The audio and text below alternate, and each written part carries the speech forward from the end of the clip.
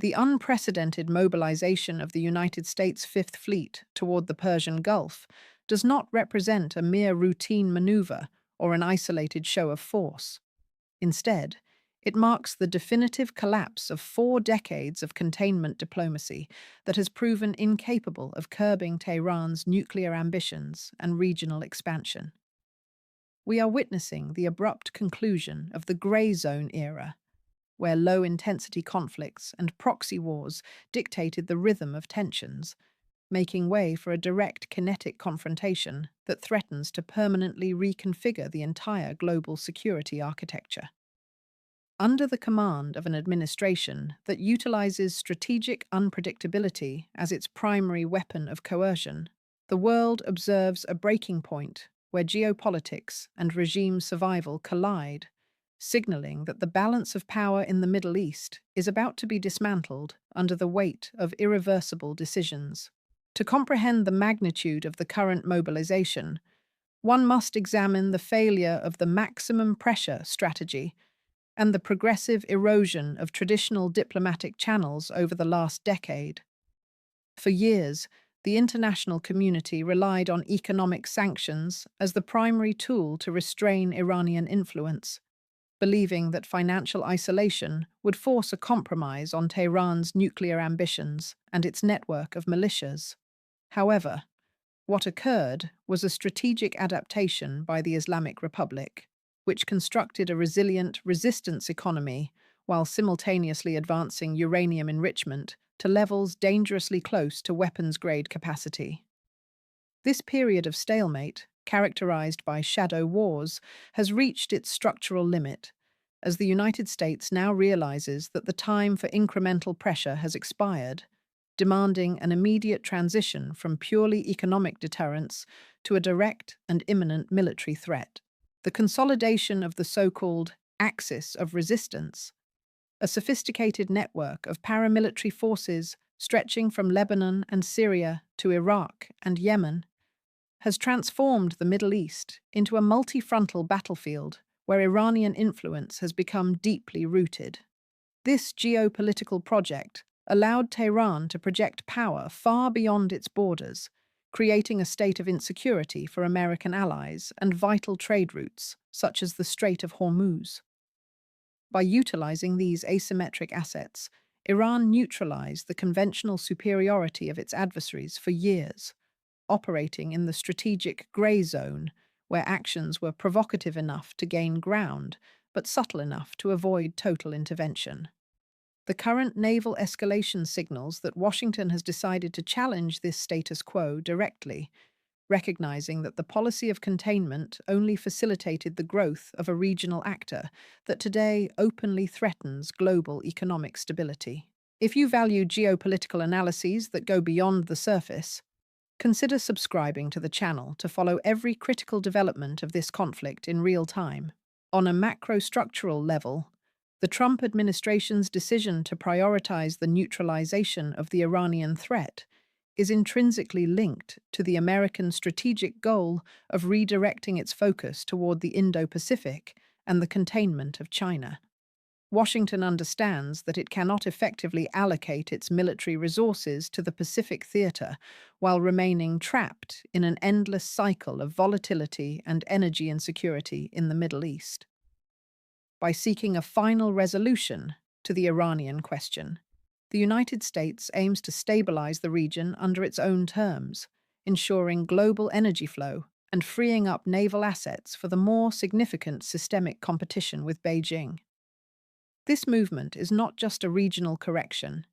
It is a calculated effort to reassert American dominance in an era of multipolarity, demonstrating that the country possesses the will and capacity to police the vital bottlenecks of international trade. The definitive catalyst for this escalation lies in the undeniable reality of global energy dependence and the strategic vulnerability of the Strait of Hormuz, through which approximately 20% of the world's oil supply flows daily. Iran has used its geographical position as a form of energy blackmail, threatening to paralyze the global economy in response to any aggression or tightening of sanctions.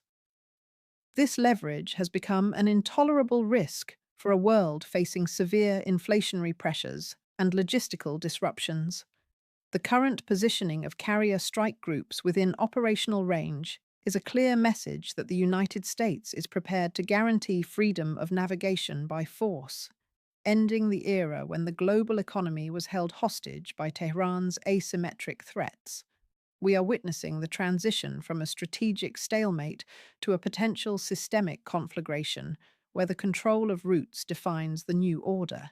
The central conflict crystallizes in the direct clash between the United States' maximum pressure 2.0 doctrine and the sophisticated asymmetric defense strategy developed by the Islamic Republic.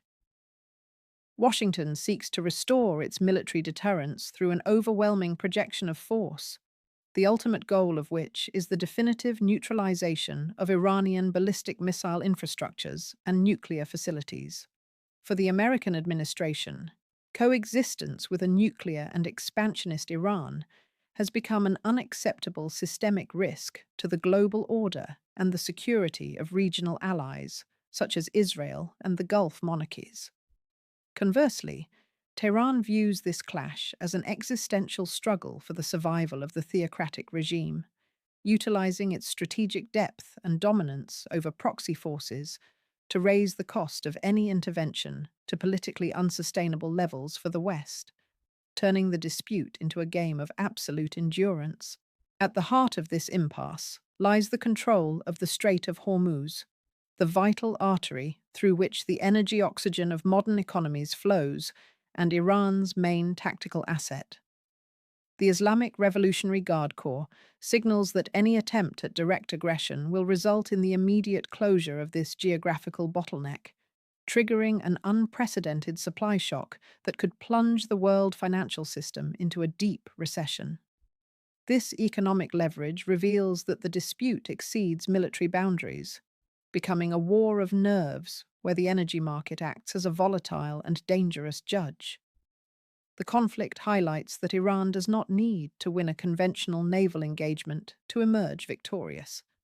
It only needs to make the cost of an American victory prohibitive, using geography and oil price volatility as sovereign shields against the United States' technological superiority.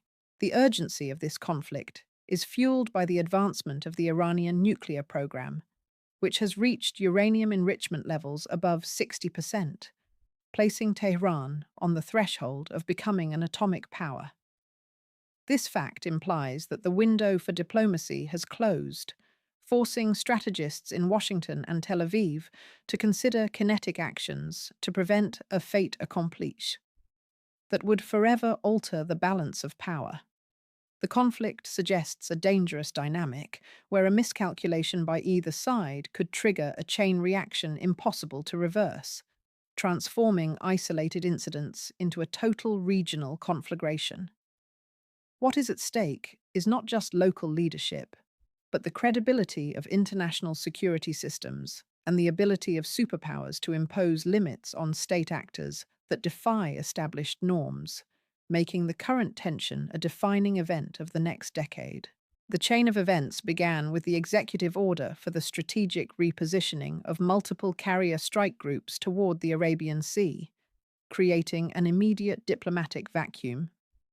This overt naval mobilization should not be seen merely as a logistical shift, but as the activation of an operational trigger that eliminates the ambiguity of American intentions in the region. The presence of these launch platforms for missiles and stealth aircraft fundamentally alters the risk calculation of all coastal actors, forcing allied and adversary governments to re-evaluate their defensive postures within a few hours. The deployment of high-tech assets to direct attack positions signals that the phase of passive deterrence has been replaced by a preparation for imminent combat, where the visibility of the fleet serves as a psychological coercion tool designed to paralyze Iranian decision-making even before the first shot is fired. Immediately following the confirmation of the naval mobilization, global energy markets reacted with a preemptive supply shock, driving oil prices to alarming levels. This financial volatility functions as an extension of the battlefield, where uncertainty regarding the security of the Strait of Hormuz generates instant panic on the New York and London stock exchanges. The global economy, already weakened by inflationary pressures, realizes that any interruption in the flow of hydrocarbons could trigger a systemic recession of unpredictable proportions.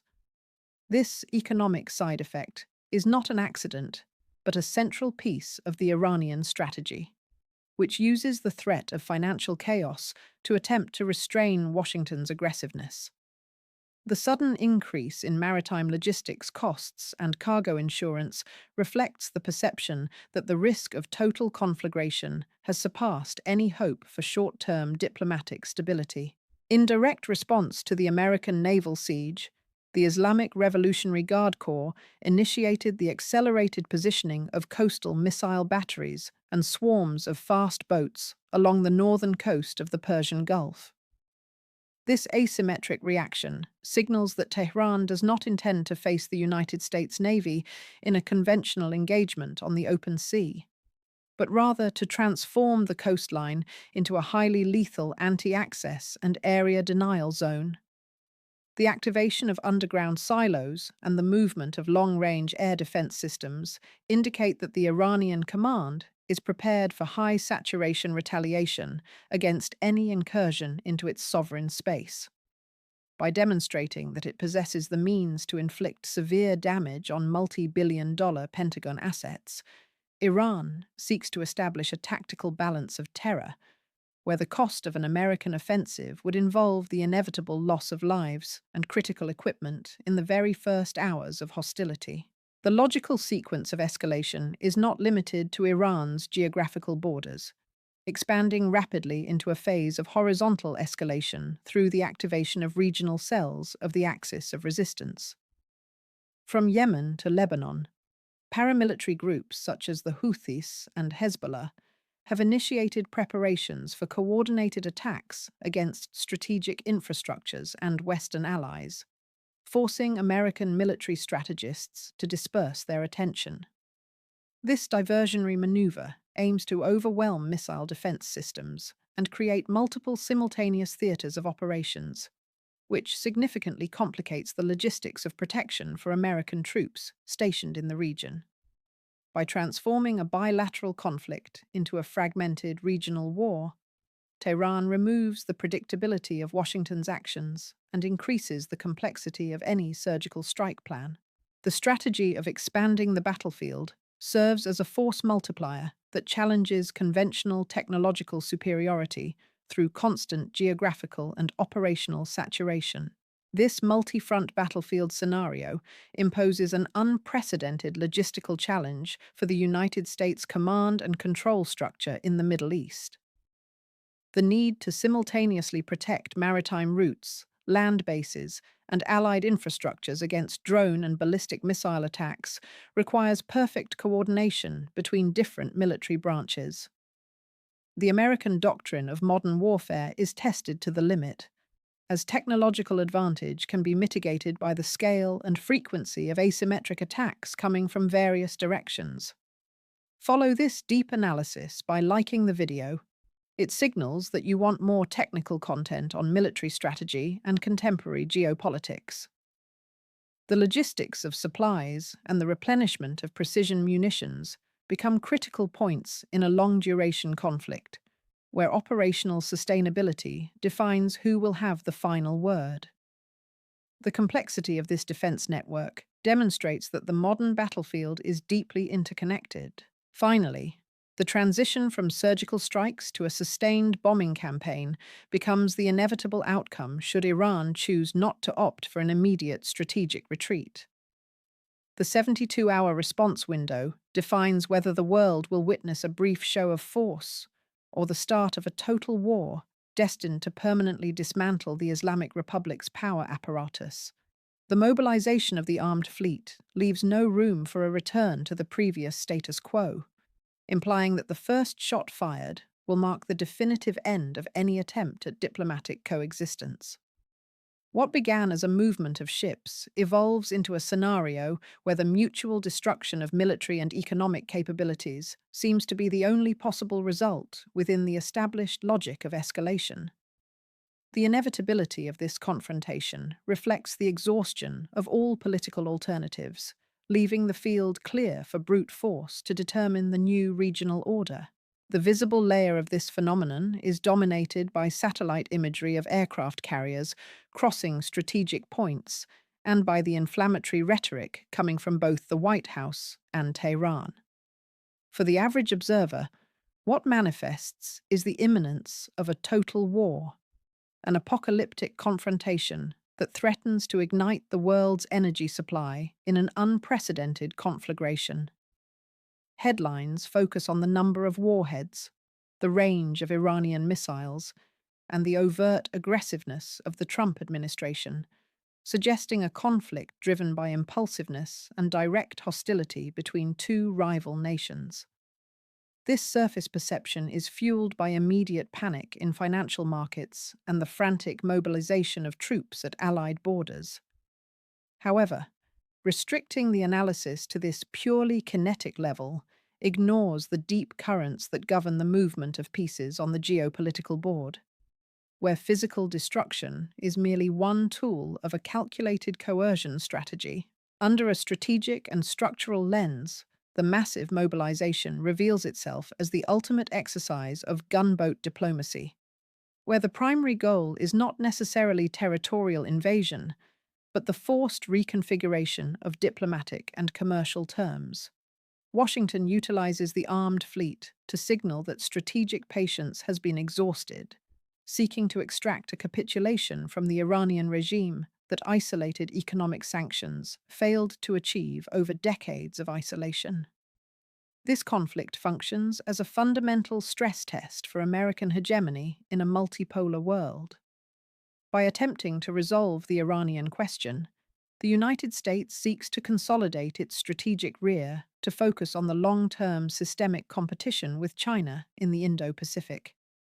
If Iran is neutralized or forced into a strategic retreat, the US demonstrates that it still possesses the political will and military capacity to dictate the rules at vital bottlenecks of international trade.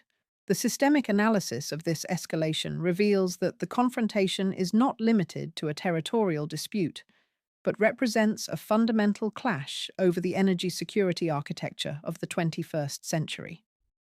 On a macro level, we observe Washington's attempt to eradicate the chronic instability that Iran projects onto the global financial system through constant threats to the flow of hydrocarbons. This strategic movement indicates a paradigm shift in American foreign policy, where passive containment is replaced by an aggressive reordering aimed at ensuring the primacy of the dollar and the stability of trade routes during a time of global economic fragility. By dismantling Tehran's regional influence, the United States seeks to consolidate a new order in the Middle East that favors its allies and neutralizes the ability of hostile actors to use energy as a geopolitical weapon of blackmail against Western democracies. On a micro level, this macro strategy translates into specific operational orders sent to the Fifth Fleet and the tactical positioning of destroyers equipped with the Aegis system. The immediate activation of combat protocols in the Strait of Hormuz evidences the end of operational hesitation, where every aircraft carrier deployment is calculated to saturate the Revolutionary Guard's response capabilities. Real-time monitoring of missile batteries on Iranian soil and the interception of communications between command centers in Tehran and its militias in Iraq reveal the surgical precision of this mobilization.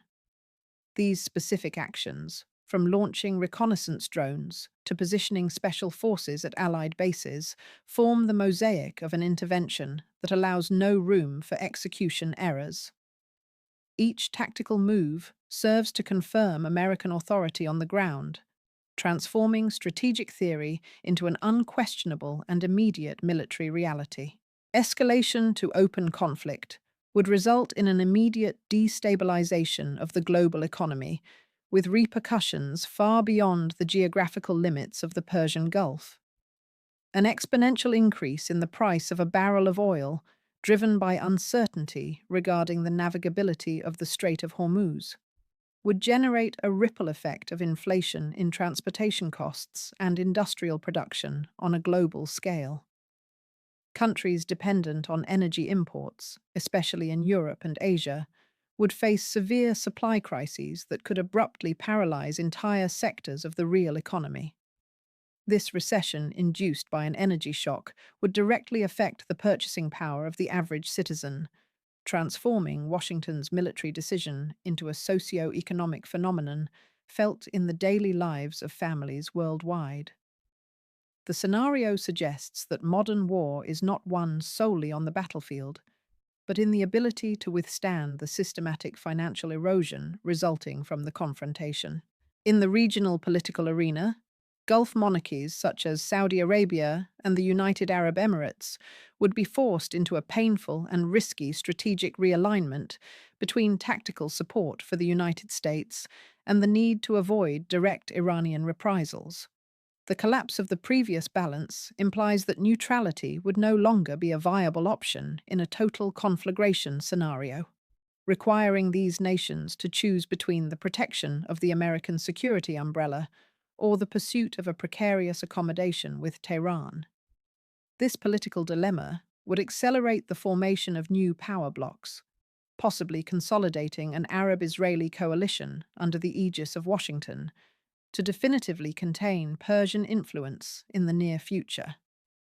However, the risk of asymmetric retaliation against oil infrastructures in these countries remains a critical variable that could discourage overt support, revealing the deep fissures in Middle Eastern diplomatic stability.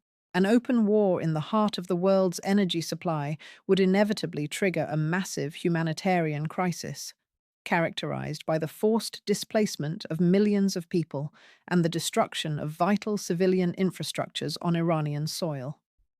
The authority vacuum resulting from sustained attacks against the state apparatus could facilitate the resurgence of extremist groups that thrive in systemic chaos, further complicating the management of regional security after the conclusion of direct kinetic hostilities. Furthermore, internal instability in Iran could generate significant migration flows toward Europe and neighboring countries, putting pressure on political systems already overwhelmed by previous social and economic tensions.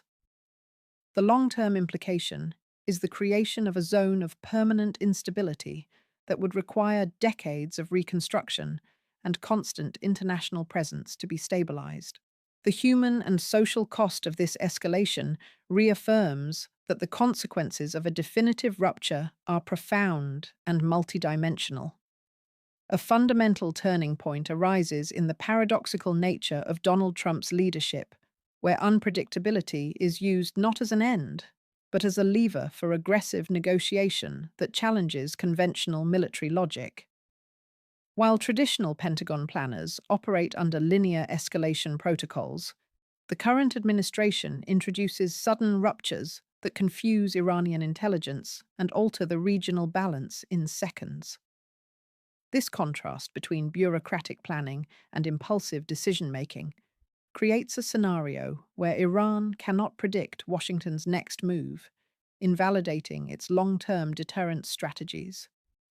However, this same volatility could lead to a catastrophic miscalculation, where a minor provocation is interpreted as an act of total war, forcing an unforeseen Iranian response.